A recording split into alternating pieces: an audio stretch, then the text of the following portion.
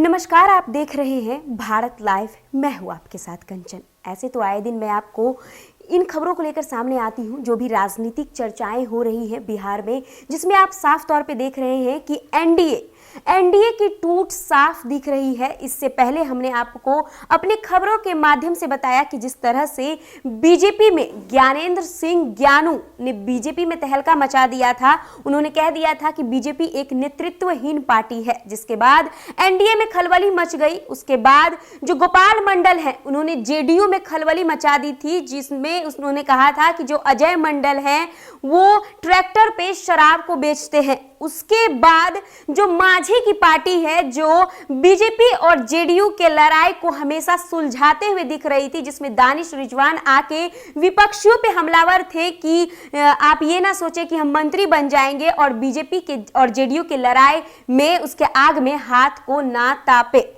उसके बाद जो आपने देखा कि माझी की तरफ से ही दानिश रिजवान जहां लड़ाई को सुलझाने में लगे हुए थे, वहीं माझी खुद उतर गए मैदान में और नीतीश पे पलटवार हुए।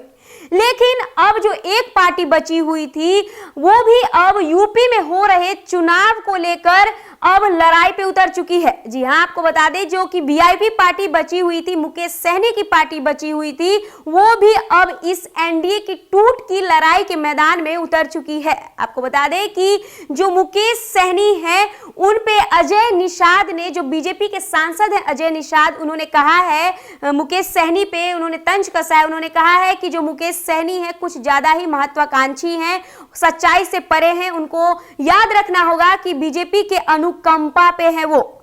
तो वहीं मुकेश सहनी ने इस सवाल का, इस बयान पे उन्होंने जवाब देते हुए कहा है कि ये अजय निषाद खुद नहीं कह रहे हैं, बीजेपी कह रही है और बीजेपी यदि उन्हें मना करेगी तो वो चुप हो जाएंगे। तो कहीं ना कहीं आप देख सकते हैं कि जो मुकेश सहनी है उनका कहना है कि ये बीजेपी कह रही है, तो उनका मानना है कि अजय निषाद खुद की तरफ से नहीं कह रहे हैं, पूरे बीजेपी पार्टी की तरफ से कही जा रही है।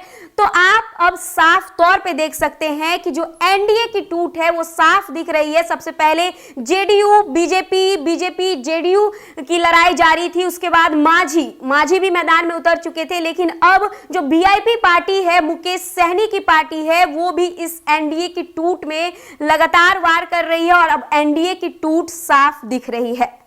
अब देखना होगा कि जो मुकेश सहनी हैं, अब नीतीश कुमार इस एनडीए की टूट में क्या करते हैं, क्योंकि जो बीजेपी की टूट दिख रही थी जिसमें कि संजय जायसवाल और तारकिशोर प्रसाद जेपी नड्डा के पास पहुंचे थे, जिसके बाद ज्ञानेंद्र सिंह ज्ञानू पे कार्रवाई हुई है, उन्हें 14 दिनों का टाइम दिया गया है कि उन पे एक्शन लिया गया है। लेकिन उसके बाद अभी माझी और मुकेश सहनी और जो अजय निषाद है, इनके लड़ाई के बीच अब एनडीए क्या सोचती है, उन पे क्या कार्रवाई करती है, अब देखना ये होगा। बहरहाल खबरों में बने रहने के लिए देखते रहे भारत लाइव।